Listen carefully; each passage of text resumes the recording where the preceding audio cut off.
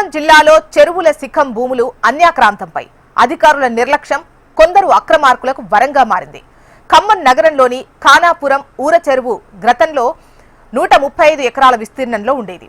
చెరువు కింద 207 ఎకరాలు ఆయకట్టు సాగయ్యేది. కానీ ప్రస్తుతం నగరం విస్తరించడంతో చెరువుకు ఇరువైపులా ఇళ్ల నిర్మాణాలు చేపట్టారు.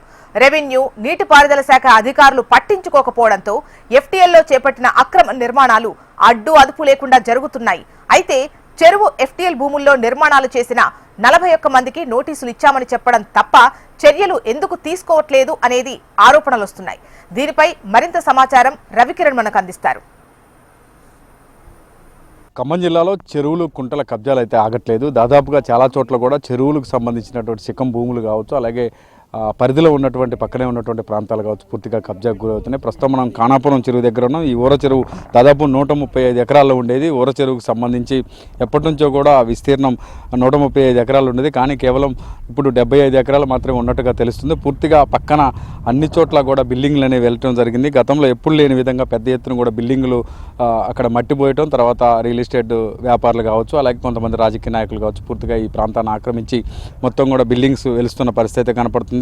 పూర్తిగా 135 ఎకరాలు విస్తీర్ణంలో ఉన్నటువంటి చెరువు కింద ఆయకట్ట ఉండేది. దీని కింద సాగయ్యే భూమి అనేది ఉండేది. దీనికి సంబంధించి ఇప్పటికే పూర్తిగా చెరువులో నీరంతా కూడా తగ్గిపోయిన నేపథ్యంలో పక్కనే ఉన్నటువంటి ప్రాంతాల్లో అంతా కూడా చిప్స్ పోయటం, మట్టి పోయటం, తర్వాత కబ్జాలకు గురి కావడం జరుగుతూ ఉందని చెప్తున్నారు. చెరువులో నీటి మట్టం తగ్గినప్పుడు అలా కూడా పంటలు పండించుకోవడానికి వీలు కల్పించేలా ఎఫ్టీఎల్ పట్టాలు అనేవి ఏర్పాటు చేయడం జరిగింది. నగరంలో ఉన్నటువంటి చెరువుల ఆక్రమణకు ఒక ఆయుధంగా ఎఫ్టీఎల్ పట్టా అనేది ఏర్పడుతుందని చెప్పవచ్చు. పూర్తిగా ఎఫ్టీఎల్ పట్టాలు ఉన్నటువంటి వాళ్ళంతా కూడా ఈ చెరువులు పూర్తిగా పక్కన ఉన్నటువంటి ప్రాంతాలన్నీ కూడా కబ్జా చేయడం జరుగుతుందని పెద్ద ఎత్తున కూడా ఆరోపణలు అయితే వెల్లువెత్తున్నాయి. దాదాపుగా అధికారులు కూడా చాలా వరకు కబ్జాకు గురైనటువంటి ప్రాంతాలు ఏవైతే ఉన్నాయో ప్రాంతాల్లో ఉన్నటువంటి ఇళ్లకి నోటీసులు ఇవ్వడం జరిగిందని చెప్తున్నారు. కానీ దీన్ని ఇప్పటికే సంరక్షించకపోతే భవిష్యత్తు కాలంలో చెరువు ఒకప్పుడు ఉండేది అనే పరిస్థితి వచ్చే అవకాశం అయితే కనపడుతుంది. ఖానాపూర్ ఈ చెరువు అలుగు దాదాపుగా లక్కారం చెరువు వరకు కూడా వాటర్ వెళ్తుంది. ఈ ప్రాంతంలో కూడా చాలా వరకు కూడా కబ్జాలకు గురయ్యాయి.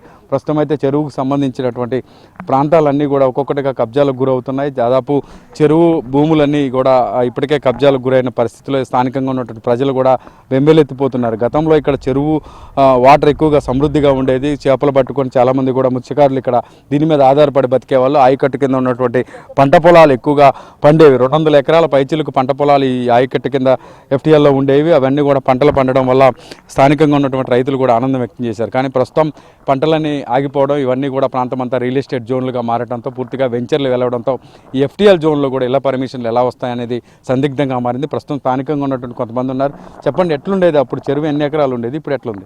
ఈ చేపల చెరువు సొసైటీల మీద గత 15 సంవత్సరాలుగా ఖానాపురంలో 40 మంది సభ్యులతోటి కొత్తగా ఫామ్ అయ్యి 40 మంది కుటుంబాలు దీన్ని జీవనాధారం గడుపుతూ ఉన్నాయి సార్. ఇలా గడుపుతూ ఉన్న సందర్భంలో కొత్తగా ఏర్పడ్డ తెలంగాణ రాష్ట్రంలో 2016లో మన తుమ్మల నాగేశ్వరరావు గారు వారి యొక్క సహకారంతో 60 లక్షలతోటి మిషన్ కాకతీయ పనుల ద్వారా పూడిక పనుల్ని మేము ప్రారంభించాం సార్. అలా ప్రారంభించడంతో ఈరోజు కొంచెం వాటర్ సోర్స్ ఉండేసి ఈ చుట్టుపక్కల ఒక 7 డివిజన్లకి గ్రౌండ్ లెవెల్ వాటర్ ఉండి మంచిగా బోర్లలో నీళ్లు ఉండి అందరికి కూడా తాగటానికి అన్ని మంచిగానే ఉన్నాయి సార్. దీని మీద ఈ రోజు వరకు కూడా మేము చేపలు పట్టుకొని మా 40 మంది కుటుంబాలు, కొత్త కుటుంబాలు కూడా కలుపుకొని 100 పైన సభ్యులు కూడా కలుపుకొని చాలామంది చేపలు పట్టి జీవనం గడుపుతూ ఉన్నారు సార్. మీరు చెప్పండి, అంటే అప్పుడు ఎట్లుండేదండి చెరువు? అప్పుడుగా కూడా మామూలుగా ఉండేది. ఈ తుమ్మలాశ్వర గారు ఇది పెట్టినాక మంచిగా బాగానే చేపించారు పనులు. చేపించిన తర్వాత మాకు మంచిగానే ఉంది, ఇక అభివృద్ధి జరుగుతూనే ఉంది. కానీ ఈ ఉన్నదానికి చుట్టూ ఏర్పాటు చేస్తే మాకు బాగుంటుందని మా ఆలోచన. మీరు చెప్పండి, అంటే ఎట్లుండేది సార్? ఇప్పుడు అధికారులు ఏం చెప్తున్నారు? మరి వచ్చిన వాళ్ళు అధికారులు ఏం చెప్తారంటే మొత్తం కబ్జా చేశారండి. 135 ఎకరాలు ఉంది మొత్తం ఈ చెరువు. 135 ఎకరాలలో జయనగర్ కాలనీకి వెళ్ళి మొత్తం మూసేశారు, ప్లాట్లింగ్ చేశారు. అజయ్ కుమార్ గారు ఉన్నప్పుడు కూడా అవి కడుతుంటే ఆఫ్ చేయలేదు. ఈ 100 ఎకరాలని చెప్పి పెట్టారు. వాళ్ళు కబ్జా చేసేసి ఇల్లు కడతారు. ఇది కబ్జా చేసిన వాళ్ళని పక్కా నెట్టేసి చెరువు ఉన్న దాన్ని నిలబెట్టాలని మేము కోరుకుంటున్నాం. ఇది మొత్తం మీద మనం చూడొచ్చు. ఈ ప్రాంతం దాదాపుగా చెరువు గత 10 ఏళ్ల కాలంలో కొంత డెవలప్ జరిగినప్పటికీ కూడా పూర్తిగా ఎక్కడా కాలేదు. మిషన్ భగీరథలో పూడికి తీయడం తర్వాత పూర్తిగా చెరువు ఆనవాళ్ళనే కనపడ్డాయి. దాని తర్వాత నీరు కూడా సమృద్ధిగా ఉంటుందని చెప్తున్నారు. చేపల పెంపకం కూడా జరుగుతుంది. కానీ పక్కనే ఉన్నటువంటి 2వ డివిజన్ కావచ్చు, 3వ డివిజన్ సరిహద్దు ప్రాంతంగా ఉంది దీనికి. దీంతో ఈ ఊర చెరువు చుట్టుపక్కల ప్రాంతాలన్నీ కూడా ఒక్కొక్కటిగా ప్లాటింగ్ కావడం, తర్వాత అవన్నీ కూడా కబ్జాలు కావడం, ఇళ్ళు కట్టడం, తర్వాత పూర్తిగా ఆ ప్రాంతం అంతా కూడా కబ్జాల కూరలో చిక్కుకుందని చెప్తున్నారు. ఊర చెరువుని కాపాడాల్సిన బాధ్యత ప్రతి ఒక్కరిది ఉందని చెప్తున్నారు.